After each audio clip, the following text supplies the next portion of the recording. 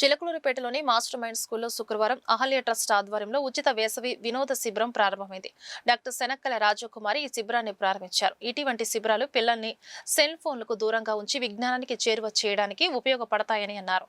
Principal Rafi, correspondent Tameem Ahmed, in charge Najma Khanam, programme coordinator Lakshmi Samrajyam తదితరులు పాల్గొన్నారు.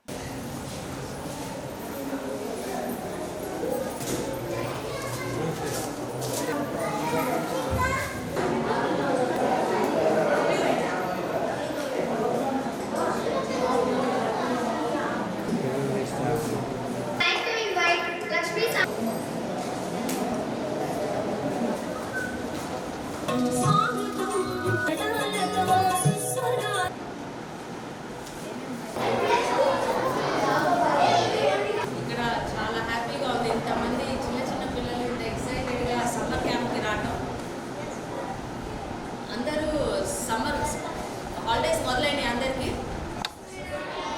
Very nice.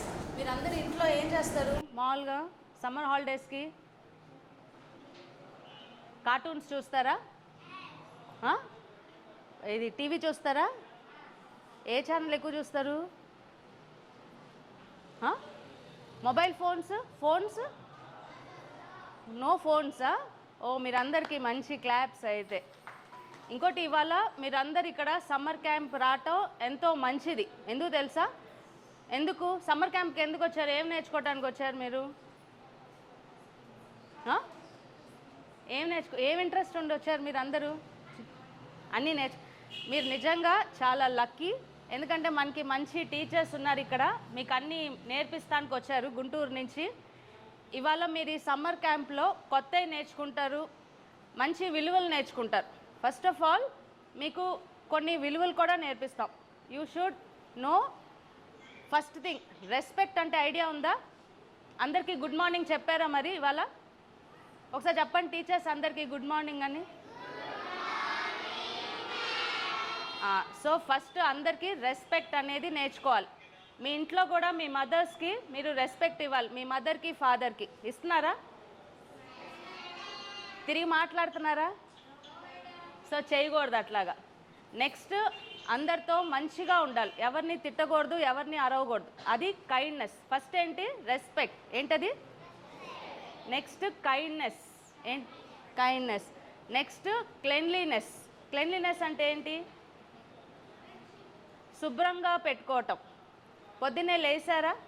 లేచి మీ బెడ్షీట్లు మడత పెట్టారా? ఇవాళ నుంచి మీరు ఇక్కడ సమ్మర్ క్యాంప్కి వచ్చినాక అక్కడికి వెళ్ళి బెడ్షీట్లు మడత పెట్టుకోవాలి మీ ఇంట్లో. అర్థమైందా? మీరు తీసిన బట్టలు జాగ్రత్తగా బయట వేయాలి. వేస్తారా? Next discipline. డిసిప్లిన్ అంటే ఏంటి? టైంకి రావటం. సమ్మర్ క్యాంప్కి టైంకి రావాలి. అర్థమైందా? ఎన్నింటికల్లా రావాలి సమ్మర్ క్యాంప్కి? 9కి రావాలి. టీచర్స్ చెప్పిన మాట వినాలి. అర్థమైందా? సో ఈ మంచి అలవాట్లు మీరు నేర్చుకోవాలి సమ్మర్ క్యాంప్లో. ఈ అలవాట్లు నేర్చుకుంటూ ఇవన్నీ ఎవరికి ఇస్తాను? ఇవన్నీ మీకే. ఇవన్నీ ఏంటో తెలుసా? Drawing books. మీ రైటింగ్ అందరిది బాగుందా? ఈసారి సమ్మర్ క్యాంప్లో మీరు మంచిగా రైటింగ్ కూడా నేర్చుకోవడానికి 4 రూల్ బుక్స్ టీచర్స్ నేర్పిస్తారు. అవన్నీ నేర్చుకోవాలి. అలాగే ఇక్కడ మేడం మీకు అబాకస్ కూడా నేర్పిస్తానికి వచ్చారు. అబాకస్ ఐడియా ఉందా? మ్యాథ్స్ ఎంతమందికి ఇష్టం? అందరూ లేపాలి ఈసారి. అందరు లేపాలి. అబ్బాయిలు కూడా మ్యాథ్స్ ఇష్టం లేదా? అందరూ ఈసారి అబాకస్ నేర్చుకుంటే మ్యాథ్స్ అందరూ చాలా ఈజీగా చేస్తారు. అర్థమైందా?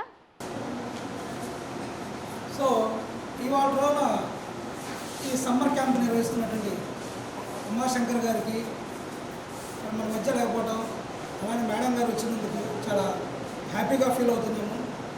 సో నవేడేస్ ఈ రోజుల్లో ఒక 100 రూపాయలు ఖర్చు పెట్టుకుని సంపాదిస్తే అందులో 80 రూపీస్ ఖర్చు చేసుకొని ఒక 20 రూపీస్ దాచిపెట్టుకుందాం అనేటువంటి సొసైటీలో ఇప్పుడు మనం ఉన్నాము.